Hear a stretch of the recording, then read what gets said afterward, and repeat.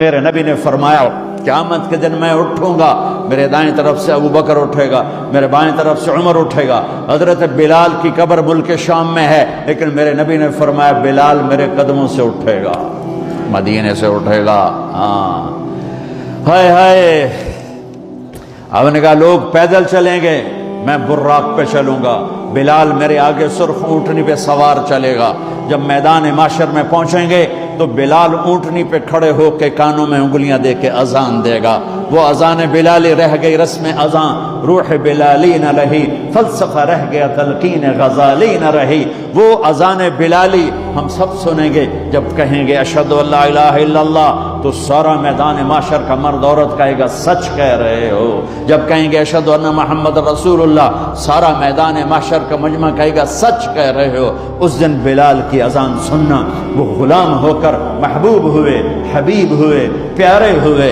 جب ہائے ہائے ظہر کی نماز کی اذان دینے لگے، اللہ کے نبی کا انتقال ہو چکا ہے، جب اشہد ان محمد پر پہنچے تو روتے روتے روتے آواز بند ہو گئی، اور جلدی سے اذان پوری کر کے نیچے آئے، کہا آج کے بعد قسم اٹھاتا ہوں اذان نہیں دوں گا، میرا نبی نہیں ہے تو اذان بھی نہیں ہے۔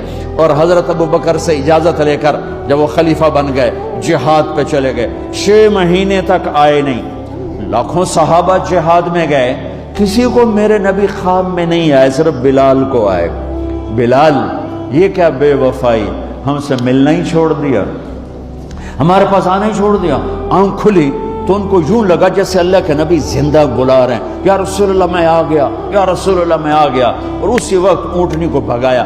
21 دن کا سفر، 21 دن کا سفر 7 دن میں کیا، 7 دن صرف نماز اور پیشاب کے لیے اترتے تھے اور بھگاتے بھگاتے بھگاتے۔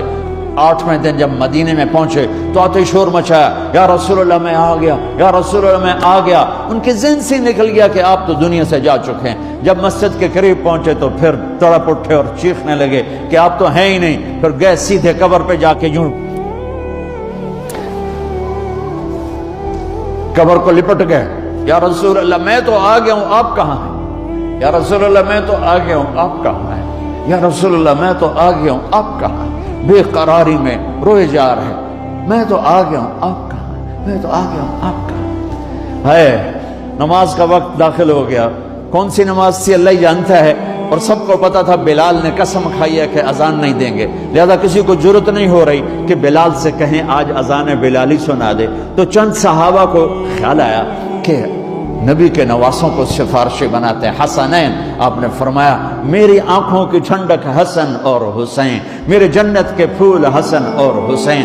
آپ ان دونوں کو اٹھاتے اور دونوں کو سینے سے لگاتے اور کہتے ہیں اللہ میں ان سے پیار کرتا ہوں، تو بھی ان سے پیار فرما، اور جو ان سے پیار کرے ان سے بھی پیار فرما، اور جو ان سے بغض رکھیں ان سے بغض رکھ، جو ان سے نفرت کریں ان سے نفرت کر، جو ان سے پیار کریں ان سے پیار کر۔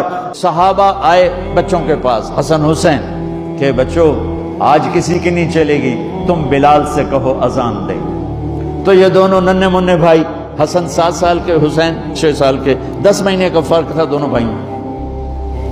چچا ایک درخواست، کہ میرے ماں باپ آپ پہ قربان، آپ درخواست کیوں کہہ رہے ہیں؟ آپ امر کریں، آپ حکم کریں۔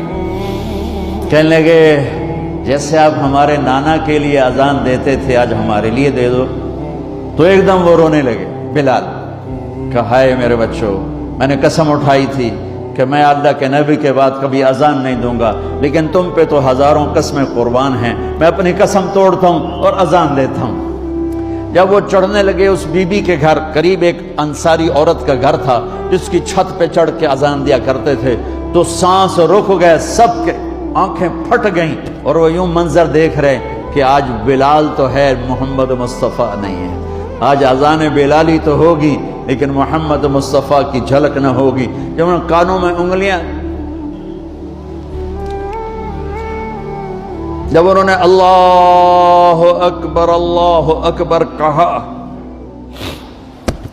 تو مدینے میں گھر گھر ماتم بچھ گیا، عورتیں بھی چیختی ہوئی گھروں سے باہر نکل آئیں، سارے مدینے کی گلیوں میں چیخ و پکار مچ گئی، اور یوں سب کو لگا جیسے محمد مصطفیٰ زندہ ہیں، اور ان کا زمانہ ہے، لیکن آپ تو جا چکے تھے۔ یہ بلال کو جو رتبہ میرے رب نے دیا، یہ غلامی مصطفیٰ کی وجہ سے دیا ہے۔ آپ سب میرے بھائی بہن بیٹھے ہو، میرے بچے بچیاں بیٹھے ہو، اپنی زندگی کی قیمت لگاؤ، اور یہ قیمت پیسے سے نہیں ہے، پاؤنڈ سے نہیں ہے، ڈالر سے نہیں ہے، ڈگریوں سے نہیں ہے، یہ غلامی مصطفیٰ سے ہے، یہ محمد مصطفیٰ سے